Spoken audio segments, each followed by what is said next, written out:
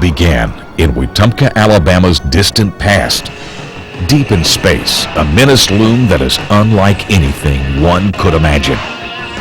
A meteor, traveling at a speed between 45 and 90,000 miles per hour, was taking dead aim at an area that Wetumpkans now call home.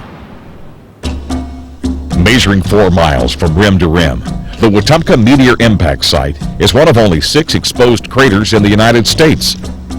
This cosmic cataclysm ranks as one of the greatest natural disasters in the entire world, and the greatest natural disaster ever in the southern United States. Dr. David King of Auburn University leads research into the crater and has determined that a shallow sea covered much of the area at the time of the impact. It appears that the strike was about 20 to 30 miles offshore, and the crater formation indicates that the asteroid came in from the northeast at a very low angle, causing the crater to have a horseshoe shape. The meteor was massive, at approximately 1,100 feet in diameter, or about the size of Jordan-Hare Stadium in Auburn. An object of that size striking the Earth at 45,000 miles per hour today would create an explosion 150,000 times greater than the atomic blast at Hiroshima, Japan. The release of light from the explosion would blind people as far away as 80 miles and could even be seen from other planets in our solar system. Every person in the Montgomery area would be killed, and there would be a 50-mile circle of death. It is quite possible, with an explosion of this magnitude, that some of the debris was even thrown into outer space. But the vast majority would have peppered down in an area 20 to 40 miles from ground zero. Some boulders as big as automobiles would have hurtled down from the sky after the blast. The earthquake produced by the impact would have been 1,000% worse than the 1989 San Francisco quake, and could have been felt all across the continent of North America. Where did this asteroid originate? Here's Dr. David King of Auburn University. These objects come to us out of a belt of asteroids that exists between the planets Mars and Jupiter. These asteroids orbit the sun between those two planets, and mainly because of the force of Jupiter's gravity, sometimes these objects are thrown out of that orbit and they make their way toward the Earth on their way around the sun. Should their orbits cross the same orbit as Earth, there is a chance for the object to hit the Earth. And every once in a while, something like that happens. And through the long history of the Earth has been struck by probably hundreds of these objects that have created large craters on the surface of the Earth. We just happen to have one of those here in Alabama.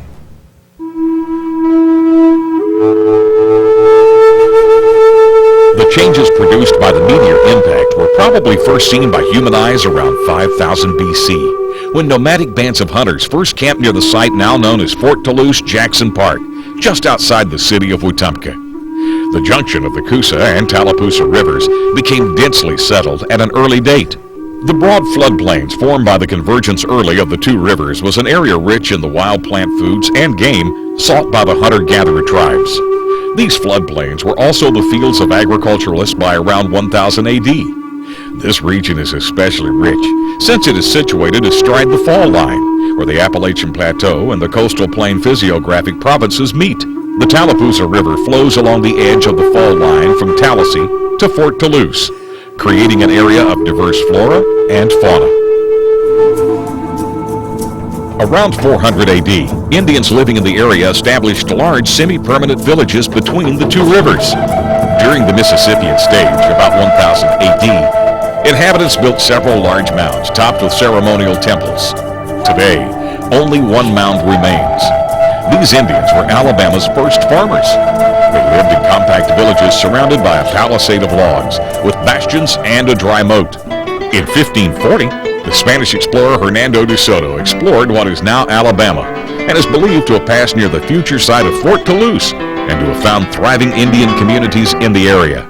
At the beginning of the 18th century, around 1717, in order to check the growing influence of the British, the French decided to build a fort on the eastern flank of the Louisiana colony with the help of the Indians, and named it for the Comte de Toulouse, son of Louis XIV. The primary purposes of the fort were for the deerskin trade, making French policy known to the Indians, guarding Mobile and eastern Louisiana, and keeping the British out of the area. The fort was referred to as the Post of the Alabamas, referring to the Indian tribe who lived here at the junction of the Coosa and Tallapoosa rivers. A small garrison of 20 to 50 French Marines manned the fort. They cultivated the friendship of the Indians and traded with them extensively. In exchange for deerskins, which were a cheap source of leather in Europe at the time, the Indians received European trade goods, such as glass beads, guns, ribbons, and household items. About 1720, according to legend, Marchand, the French commander of the fort, married Sehoy, an Indian princess of the Clan of the Wind. The descendants of this union included Alexander McGilvery, the most noted of the Creek leaders, and William Weatherford. A mutiny disrupted the peace at the fort in 1722. Boredom, isolation, and shortages of food, supplies, and pay fueled the soldiers' discontent. The rebellious soldiers imprisoned the officers. The officers managed to escape, and with the help of friendly Indians, they captured the mutineers and sent them to Mobile, where harsh punishment was administered. By 1740, the quality of life had improved somewhat at Fort Toulouse. Some soldiers had brought their own wives or obtained wives from Mobile, and small farms began springing up around the fort. Intermarriage with the native Indian women was very common. A Sergeant Louis Fontenot raised 12 children here, most of whom married other children of the garrison and raised large families. In the late 1740s, the fort was in general disrepair, and plans were made for a new fort. The French valued Fort Toulouse enough to spend half of their military budget for the whole Louisiana colony on its construction. It was finished about 1751, under the direction of Francois Saussure. The French and Indian War began in 1754, and the 1763 treaty, which ended the war, dictated the transfer of all French possessions east of the Mississippi to the British. The change in ownership of Fort Toulouse took place peacefully, although Indian loyalty to the French prevented the British from actually occupying the fort. By 1776, the fort had fallen into ruin and was covered by undergrowth. This same year, William Bartram, a well-known naturalist and friend of Benjamin Franklin, came through Alabama collecting specimens of plants and recording his observations. He visited the ruins of Fort Toulouse and wrote this impression: "This is perhaps one of the most eligible situations for a city in the world. A level plain between the conflux of two majestic rivers." In 1812, war broke out between the United States and Great Britain. During this conflict, the Upper Creeks, or Red Sticks, initiated hostilities, and the Creek Indian War of 1813-1814 ensued. This war was fought entirely within what would later be the boundaries of the state of Alabama, and it brought the colorful General Andrew Jackson and his Tennessee militia volunteers to the land between the Coosa and Tallapoosa. After decisively defeating the hostile Creek faction at Horseshoe Bend on March 27, 1814, Jackson traveled to the site of Fort Toulouse and planned the construction of a new fort atop the ancient French ruins. It was here at Camp Jackson that War Chief William Red Eagle Weatherford impressed Jackson with his capitulation and thereby received humanitarian supplies for his tattered survivors. General Jackson returned in June, and on August 9, 1814, signed the Treaty of Fort Jackson with a large contingent of Lower and Upper Creeks tribal leaders. By this treaty, 20 million acres of Creek land was ceded to the U.S. government, and the Indian threat to the area was effectively eliminated. From Fort Jackson in August of 1814, Old Hickory and his troops left for South Alabama, and then on to New Orleans for another rendezvous with destiny. This was the beginning of a campaign against the British and Spanish that culminated with the Battle of New Orleans.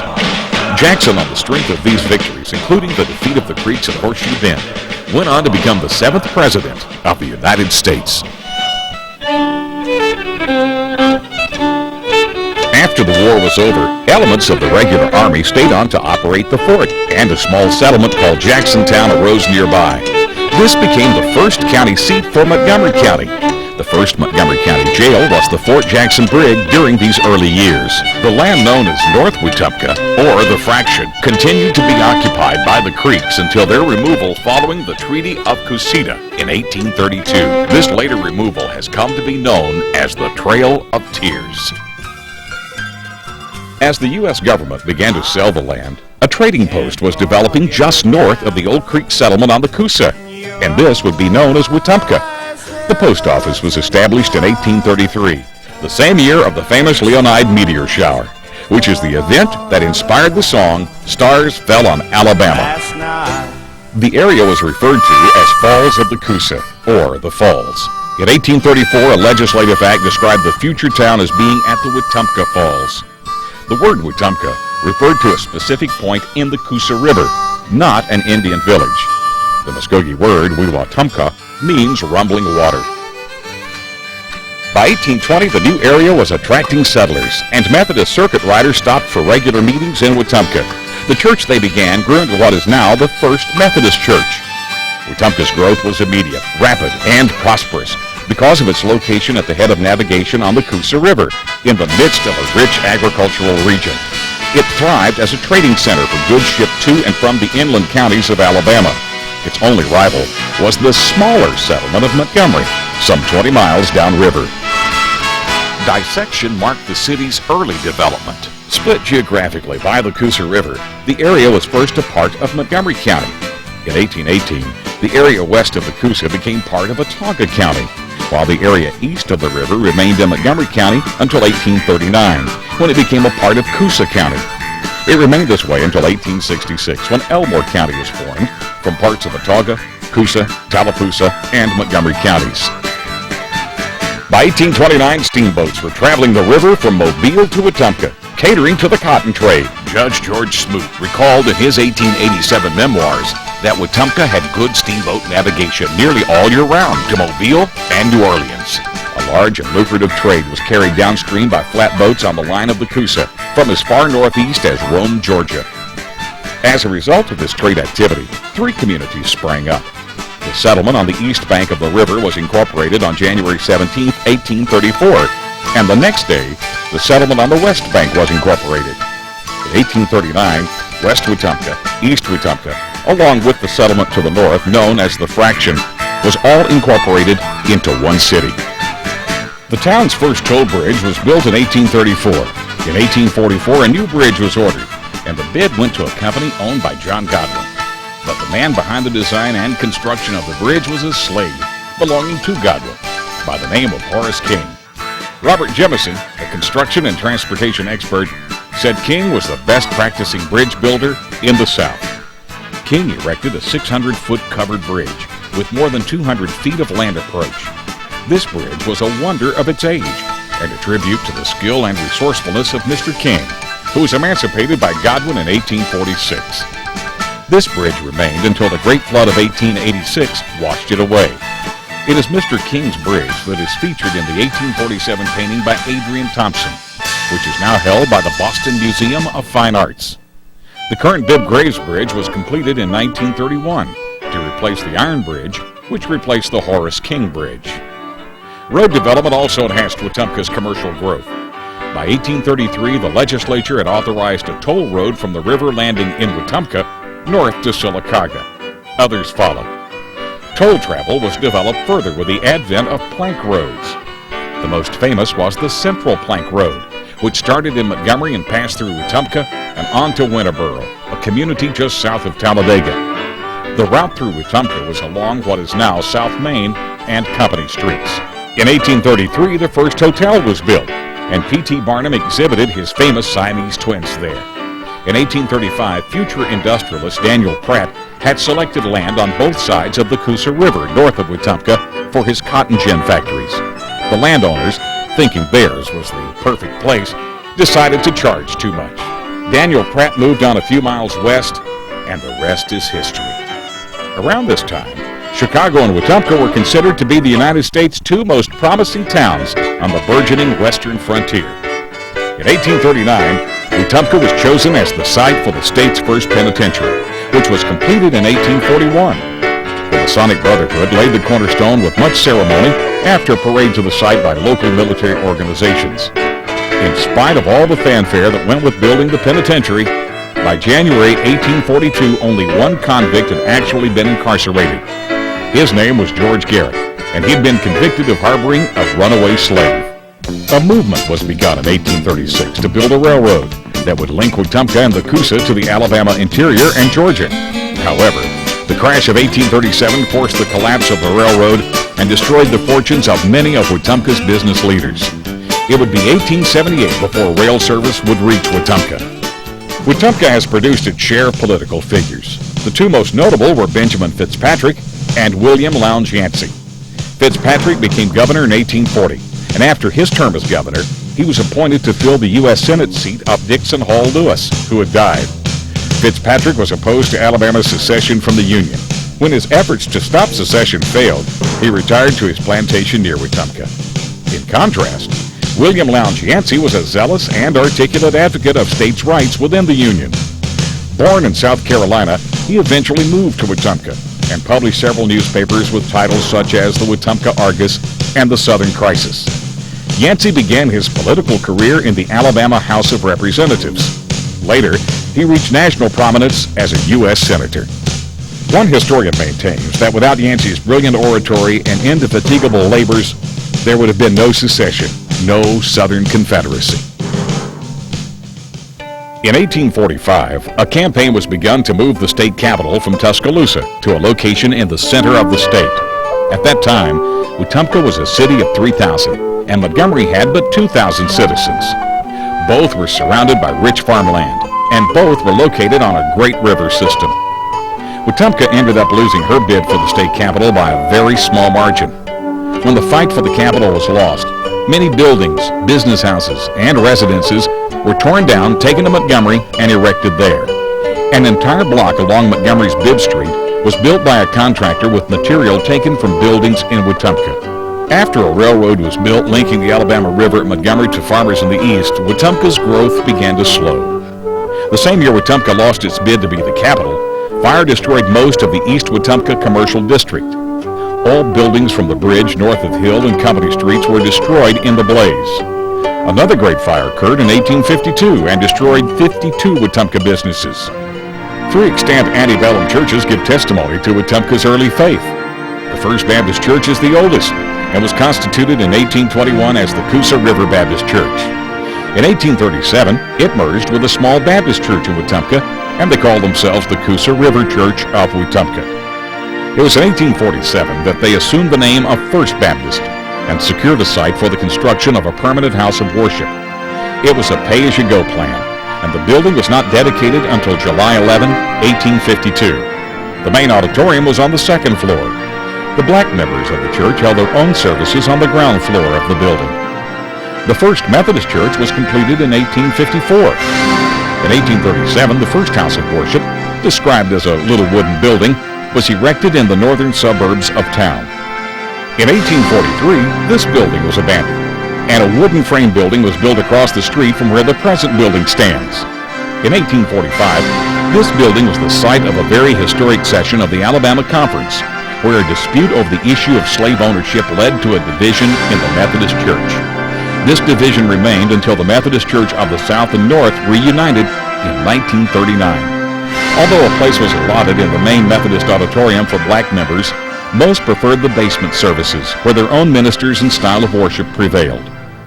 The Presbyterian Church was the last of the antebellum churches to be built.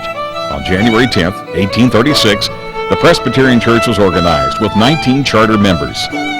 They converted a building where the present building stands into a suitable place of worship. They continued in this building until the early 1850s, when the building was badly damaged by fire. The members decided to build a new building at a cost of $2,300. The center structure of the present complex was dedicated in June 1857. After the emancipation of the slave population, black church members began to set up their own churches. 65 black members withdrew from the First Methodist Church and organized their own church in 1866. It was called Taylor's Chapel AME Zion Church. Their building was located on Broad Street, where the old ice plant is located. Around 1882, they relocated to West Bridge Street, and the name was changed to Rogers Chapel AME Zion Church in 1888. The records of the First Baptist Church show that after the withdrawal of its black members in 1866, only 52 members were left on the rolls. Many white churches assisted their black members in organizing their own churches. Colonel Thomas G. Williams, a wealthy planter in Wetumpka, gave the Black Baptist congregation a lot and aided them in constructing a building. The name originally was Gift Field, but the pronunciation gradually changed to Gillfield as it's known today. The traditional wooden structure on Company Street has since been remodeled with a brick facade. When secession came, the Wetumpka Light Guard were among the state's first direct participants in the war. The Light Guard was one of 40 volunteer militia organized in pre-war Alabama. These 141 young men would bring to 1,000 the troops making up the 3rd Alabama Infantry. On April 27, 1861, the unit stood in the yard of the First Presbyterian Church, where a prayer service was conducted. They then crossed the Horace King Bridge to what is now Cromlin Landing, where they were presented with a silk banner by the ladies of Wetumpka and boarded the steamboat Dick Keys, bound for Montgomery. The regiment received many honors and praise for its part in the war. They were active until the end of the war, and 8 members of the Light Guard witnessed the surrender of General Lee at Appomattox. Of the original 1,000 men known as the 3rd Alabama Regiment, only 40 were left to surrender, and the 8 at Appomattox were all that was left of the Wetumpka Light Guard. Wetumpka's closest battle took place after General Lee had surrendered. April 13, 1865, a company of Union soldiers set out from Montgomery to destroy the Wetumpka Bridge. On the way, the Union cavalry did encounter 3 steamboats laden with Confederate supplies. These were taken back to Montgomery to be burned and sunk. The Yankees encountered a determined group from the 8th Confederate Cavalry, and a skirmish ensued.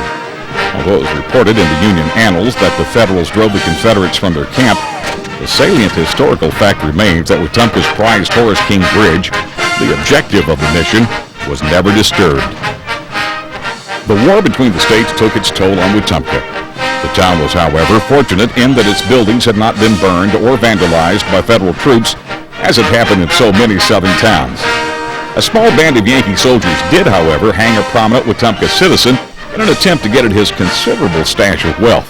Fortunately, Colonel Howell Rose was rescued by Major Reedy and quickly assembled a group of Wetumpka citizens. When the federal troops opened the gates of the state penitentiary, one patriotic inmate named Maroney refused to be liberated and guarded the facility until he could be released by proper Confederate authorities.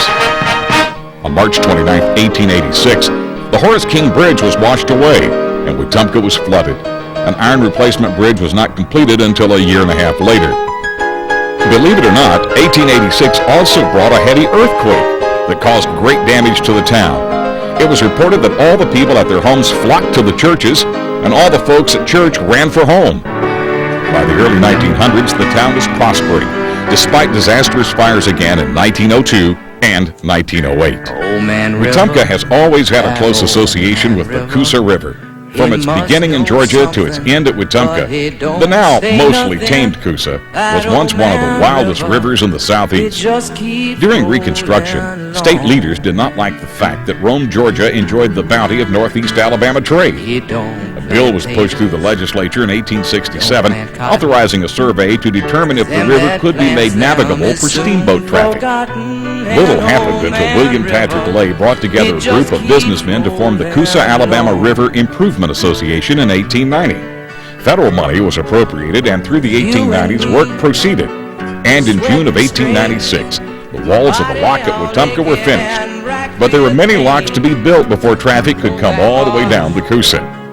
In 1905, it was announced that a study showed the cost of creating navigation on the Coosa was not worth the return. With declining interest in the project, interest in something else began to grow: electricity. In April of 1926, the papers announced Alabama Power would build a $15 million hydroelectric facility and that more than 1,000 men would be employed.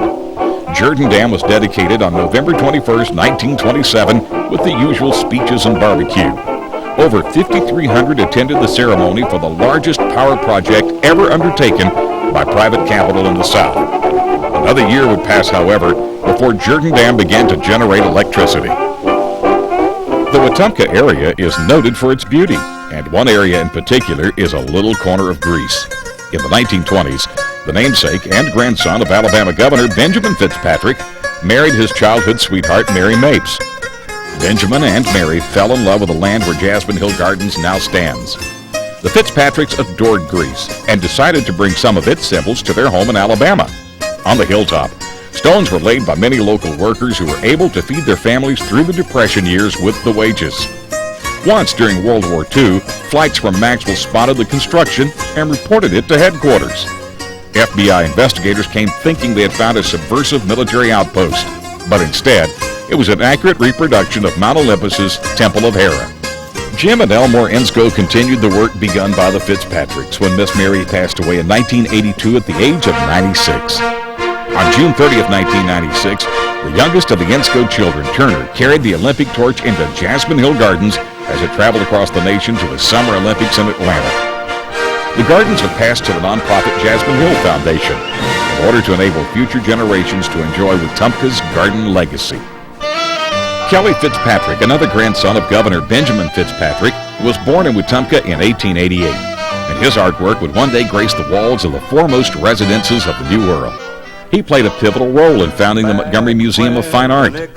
Although well-born, he was happy to be employed in a New Deal public arts project during the Great Depression. President Roosevelt chose one of these works, the Watermill, to hang in the White House. Years later, President Eisenhower had the painting moved to his office when he occupied the Executive Mansion. One of Kelly Fitzpatrick's most influential contributions to art came from his founding of the Dixie Art Colony in 1933. This informal institution eventually settled at Noble's Ferry on Lake Jordan, about 15 miles north of Wetumpka, and it nurtured the artistic expressions of some of the South's most important painters of the period until this last season in 1947. Since the days of DeSoto, General Jackson, and the Light Guard, Wetumpka has nurtured a strong martial spirit. This legacy was certainly continued in the 20th century, thanks to Vice Admiral Charles Horatio McMorris and the famous Cromwell brothers. Admiral McMorris served as Chief of Staff to Admiral Chester Nimitz and is credited with important advancements in naval strategy and warfare. On July 11, 1943, he received a Hometown Hero's Welcome, complete with performances from a military band and black gospel quartet in front of his mother's house at 400 North Bridge Street. In 1959, a U.S. Navy destroyer was named in McMorris's honor. Just to the south of Wetumpka, a 32-foot granite obelisk stands on a grassy hillside. This monument commemorates the exploits of five brothers who served as naval officers during World War II with such valor that they became the most decorated family in the history of the United States Navy. The brothers' ancestor, Isaac Ross, came to the Coosa with General Jackson during the Creek War. It is said that at least one of the Cromwell brothers was involved in every major U.S. naval battle of the war.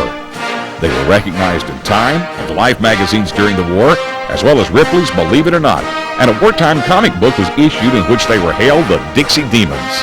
Between 1923 and 1941, 5 Cromwells would graduate from Annapolis, thereby setting an Academy record. The eldest, John, started another tradition in 1926 after 2 years of sea duty, when he entered flight training at the Pensacola Naval Air Station. Although Henry, the second of the brothers, couldn't fly due to poor eyesight, it did not stop him from distinguishing himself in combat aboard Navy destroyers. Charles, Richard, and Quentin would follow in their brother John's footsteps. For a long time, the brothers seemed to lead a charmed life. But on March 18, 1945, Charles was killed in a mid-air collision with another Navy plane. Tragically, Richard's life ended the same way July 15, 1945. After the war, John Cromwell was on track to rise to the highest position in the Navy. When it was decided to phase out aircraft carriers because they were assumed to be obsolete in a nuclear age, John challenged his superiors and sacrificed his promising military career. Fortified by John's courageous opposition, several other senior officers also warned of the dangers of the policy, and the idea was scrapped. John's prophetic sacrifice bore fruit in 1950, when the 7th Fleet's carriers were available to engage the communist North Korean forces invading the Republic of South Korea. In 1970, a marble plaque was dedicated at Battleship Park in Mobile, Alabama, to memorialize the brothers. The nation recognized the Wetumpka stalwarts on July 2, 1981 in Seattle, Washington, when a Navy-guided missile frigate was officially christened the USS Cromwell. In 1999, the 4 Aviator brothers were inducted collectively into the Alabama Aviation Hall of Fame in Birmingham. Another of Wetumpka's notables is singer and composer Florence Gulshan Bateman, born 1891. Like Helen Keller, to whom she dedicated her first published song, The Bird with a Broken Wing, in 1919, Florence went blind in her childhood. This physical impediment did nothing to dampen her natural talents as a singer, pianist, and composer. Educated in Cincinnati and New York, she toured professionally in the early 1920s. In 1949, The Alabama Department of Archives and History unveiled her life-size portrait, which was executed by none other than Kelly Fitzpatrick. Generations of Wetumpkans share fond memories of the voice lessons they took from Mrs. Bateman at her home on Government Street. To add to the numerous honors she had received before her death in 1987, Florence Golson Bateman was inducted into the Alabama Women's Hall of Fame on March 2, 2000, at a ceremony held at Judson College in Marion, Alabama. Now that you've learned about Wetumpka's past, why not enjoy Wetumpka's present? History is alive in Wetumpka, and you are welcome to enjoy it today. Wouldn't you like to walk the very ground trodden by the gallant Andrew Jackson? Visit the authentically recreated French colonial fort and let its reenactors bring to life the days when Alabamians spoke with a French accent and pledged their allegiance to King Louis XV. While you're there, stroll over to the site of Fort Jackson through an ancient forest dripping with Spanish moss and take in the magnificent view of the beautiful Coosa River. Recall the sights and sounds of the Tennessee Militia Volunteers and Indian warriors who met at this very site to bring an end to the Bloody Creek War. You may want to step back farther in time, to the days of ancient Greece with a visit to Jasmine Hill Gardens. Submerge yourself in the classical beauty of the Temple of Hera and the imported sculptures which surround Elmore County's little Mount Olympus. While you relax in the splendor of Miss Mary's Garden Paradise, take advantage of the opportunity to peer into the Wetumpka Meteor Impact Crater. Try to imagine the fire and brimstone cataclysm of epic proportion which occurred where the star fell on Alabama. Stop by the Cromwell Brothers Memorial Obelisk to read of and remember Wetumpka's stalwart naval warriors of World War II. The Dixie Demons can also be remembered at Cromwell Landing, just behind the Wetumpka City Hall. While you're there, why not enjoy the river from the banks of the Coosa and picnic in scenic Gold Star Park? You may want to conduct your own walking tour through Wetumpka's downtown and residential historic districts. Do some browsing in the shops, or stroll across the renowned Bibb Graves Bridge to the nostalgic sound of bells pealing from the three antebellum churches on the west side of the Coosa. Many people prefer to enjoy the Coosa in other fun ways. Feel free to use the public boat launch at Cromwell Landing to explore the beautiful Coosa River, or to just do some fishing on a lazy afternoon. Maybe you'd rather walk on the wild side with a canoe or kayak run through Moccasin Gap. How about some water fun in the beauty of Corn Creek Park behind the Elmore County Judicial Complex? Or for the landlubbers, how about some mountain biking or hiking above the dam on the popular Swayback Trail? And don't forget about the 6,800 fun acres of central Elmore County's Lake Jordan, which may be easily accessed from the boat launch near the Jordan Dam. Wetumpka also invites you to enjoy its strong traditions of annual celebrations. The fun starts in the spring with the Coosa Whitewater Festival. Wear your patriotism, pride, and red, white, and blue colors at the Independence Day fireworks festivities on July 4th. Families love our Christmas on the Coosa activities, which are complete with a Main Street parade, electric light boat parade, and a spectacular fireworks extravaganza. And finally, you are welcome to end the eventful season by ringing in the new year in Times Square fashion on the steps of the historic Elmore County Courthouse. As Wetumpka looks ahead to a very bright future, there is no time like the present to take advantage of the many entertaining opportunities offered to enjoy its past. History is alive in Wetumpka. Live it today.